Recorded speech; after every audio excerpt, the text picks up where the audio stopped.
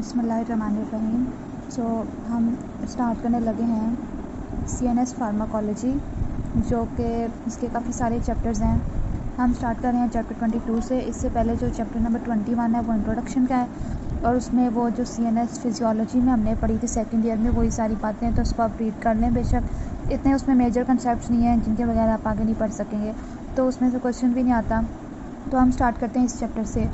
अच्छा, और एक और बात ये कि CNS जो है वो कुछ चैप्टर्स हमने मिनी कैडजन से करवाऊँगी आपको इंशाल्लाह। एक दो चैप्टर्स लिपिनकॉर्ड से करवाऊँगी जो मैंने वहाँ से किए और मुझे वहाँ से ज़्यादा बेहतर लगे, और कैडजन से उसमें चीज़ें ऐड करके वो आपको कंप्लीट हो जाएगा।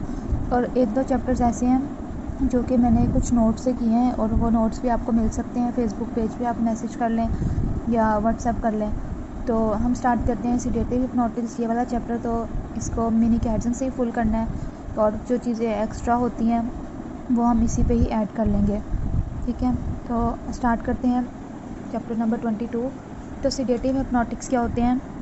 सीडेटिव मतलब नींद, और हिप्नोटिक का भी इसी तरह से मतलब है, यानी कि एंजायोलिटिक्स जो होते हैं, नींद लाने वाली जो दवाइयाँ होती हैं उनको हम सीडेटिव हिप्नोटिक कहते हैं, ठीक है। तो सीडेटिव हिप्नोटिक्स में हमने ये दो तरह की क्लासेस आती है, एक होती है बेंजोडाइज़ेपिन और एक होती है बार्बिटूरेट, ठीक है।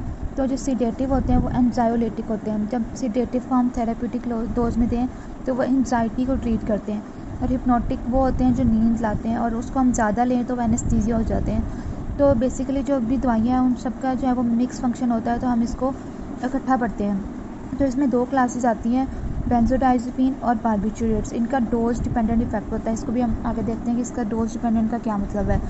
तो बेंजोडाइज़ेपिन में शॉर्ट एक्टिंग, इंटरमीडिएट और लॉन्ग एक्टिंग।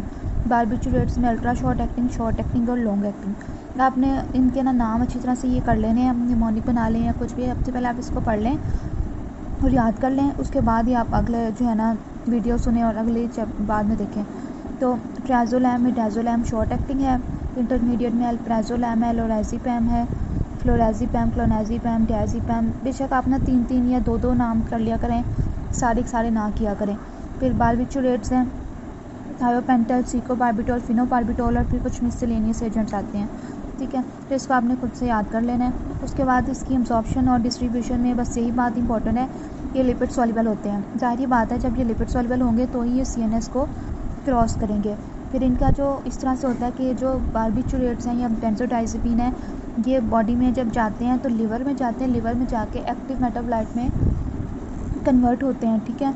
तो इसलिए इनका लॉन्ग हाफ लाइफ होता है, क्योंकि जो एक्टिव मेटाबोलाइट में कन्वर्ट होते हैं तो ये काफ़ी देर तक बॉडी में प्रेजेंट होते हैं। तो इसलिए बेंजोडाइज़ेपिन जो है वो इनका लॉन्ग हाफ लाइफ होती है, इसलिए इनकी टॉक्सिसिटी भी हो सकती है और हमें इनके साथ केयरफुल रहना होता है।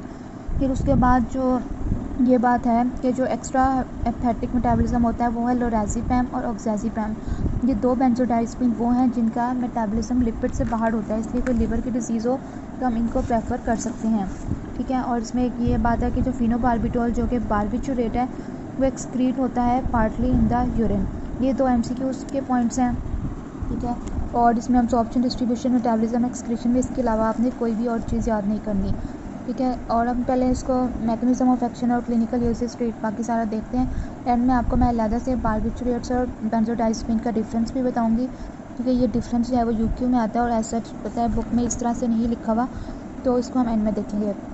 तो सबसे पहले हम बात करते हैं बेंजोडाइज़ेपिन की मैकेनिज्म ऑफ एक्शन। अच्छा, तो अब सबसे पहले आप इसको समझें कि ये हमारे पास सेल मेम्ब्रेन है, ठीक है, और ये इसके ऊपर एक रिसेप्टर लगा हुआ है, इसको हम कहते हैं गाबा रिसेप्टर। ये CNS के अंदर प्रेजेंट होता है। इसके 6 सब यूनिट्स होते हैं, 2 अल्फ़ा हैं, बीटा हैं, गैमा है, डेल्टा है, ये इसके सब यूनिट्स हैं। तो जब इसके ऊपर गैबा आके लगता है, गैबा अमाइनो ब्यूटेरिक एसिड आके इसके ऊपर लगता है, तो क्लोरीन का जो चैनल है वो क्लोरीन के लिए ओपन हो जाता है, और क्लोरीन जो है वो अंदर जाती है। जब क्लोरीन अंदर जाती है तो सेल के अंदर नेगेटिविटी ज़्यादा हो जाती है, और इसका ये मतलब है कि सेल जो है वो क्या हो गया है, इनहिबिट हो गया। जब पॉजिटिविटी जाती है तो डीपोलराइज होता है ना, और जब नेगेटिविटी जाती है तो इनहिबिट होता है। तो ये नॉर्मल होता है इस तरह से, ठीक है, कि गैबा आके लगता है, क्लोरीन आयन चैनल्स ओपन होते हैं और अंदर जाती है, नेगेटिविटी और इनहिबिशन होती है, ये एक नॉर्मल जो कि होता है।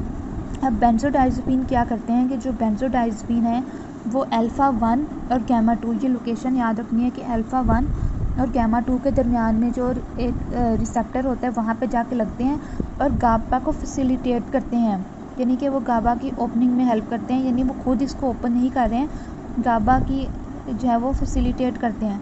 और frequency of GABA mediated chloride ion channel ज़्यादा करते हैं, यानी कि गाबा इसके ऊपर आके लगता है, क्लोरीन अंदर जाती है, चैनल फिर बंद हो जाता है, फिर दोबारा गाबा लगता है, फिर ही होगा। तो ये जो लगना उतरना की जो गाबा के लगने और उतरने की फ्रीक्वेंसी है इसको ज़्यादा कर रहे हैं, तो ज़्यादा से ज़्यादा क्लोरीन अंदर जाए और ज़्यादा इनहिबिशन हो।